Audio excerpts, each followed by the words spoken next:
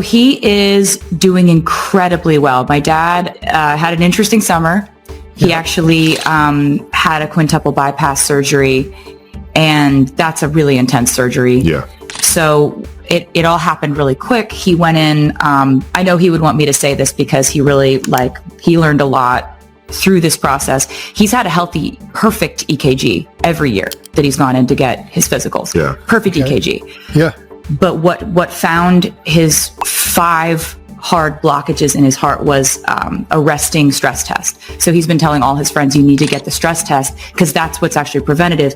If you can find that earlier, you don't have to have a bypass surgery. You can sort out those blockages with stents and things that are a lot less invasive. So he finds out that he's got these blockages. They're like, we got to do this like tomorrow. Yeah. You shouldn't, we don't know how you walked in here, dude. This is crazy.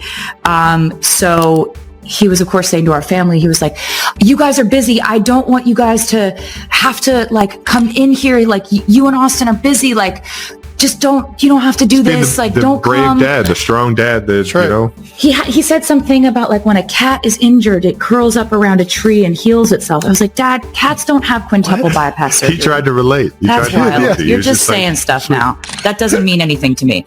And so I was like, okay, I'm not going to come there. Yeah. All right. So he wakes up from surgery and it's my mom, my brother, and me and his best friend. And he comes out of surgery and he did a comedy set for 15 minutes. He was the funniest he's ever been, and he's usually really funny. But he's we didn't know how many blockages he had, and I was like, Dad, you had a quintuple bypass. You had 5. That's crazy. It's more than we thought. And he's like, well, you see, I come from a very competitive family. And it was kind of wild because it was very parent-child reversal. Yeah. In a lot of ways. My brother and my mom and I were each taking shifts in the ICU and staying with them 24/7. And I remember when I was a teenager, my parents would the big fight we always had is I'd sneak my cell phone into my room and be talking to my best friend Abigail under the covers all night. And they'd be like, you have a test tomorrow.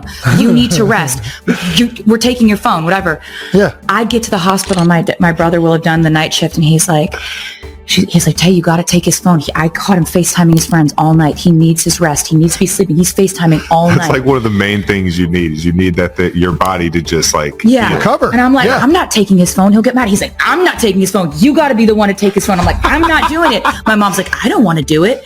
My mom. So we're just we've got we've got to take our teenage son's phone away from him because he's FaceTiming all night. He came out of surgery, tried to give guitar picks to all the nurses and doctors, but he wasn't wearing pants, didn't have pockets, hospital gown. I'm having these moments where I'm like, this dude built play sets and swing sets and cribs for me. I'm building his shower chair and his walker and his bed that goes like this. It's just surreal, man. And you're like, we just all moved in with him for the whole summer pretty much. And just, because you can't really walk on your own. We had a little harness for my dad. Just walking dad on his harness, and he was the loveliest patient ever. He just kept saying thank you over and over again. So guy was full of life, man. Yeah. He was appreciative that he caught it. He still is. Yeah.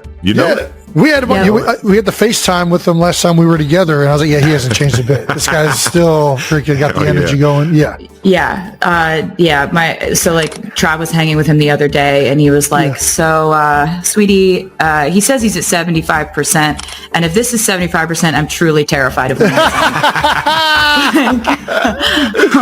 To give you the update, I'm probably at 85 to 90% now. So we still got a month though. Yeah. So my dad's like, new arteries, new me. My mom just got a new knee. New knee. There we go. New knees. She's doing great. She's scampering around. We're not quite as. In the latest episode of the New Heights podcast, Taylor Swift made a surprise appearance with the Kelce brothers and shared a story that warmed the hearts of the audience. The singer revealed that her boyfriend Travis Kelce had done a very kind act for her father, Scott Swift, on a special occasion recently. According to Taylor, when her father had a minor health problem and needed help moving, Travis did not hesitate to help. He personally put Scott in a wheelchair and took care of every little detail. Taylor recalled, "That moment really touched me. Seeing Travis smile brightly while pushing the wheelchair for my dad, I realized that he not only cared about me but also cared about my family." Jason Kelce immediately made a joke to lighten the mood, but could not hide his admiration. "Travis is truly a family man. Not only is he a great player on the field but he is also a kind person off the field." The moment Taylor shared this story quickly went viral on social media, with many fans expressing their emotion at Travis' thoughtfulness. Many people commented that the couple's relationship is getting closer and closer, as love is not only between the two of them but also spreads to the whole family.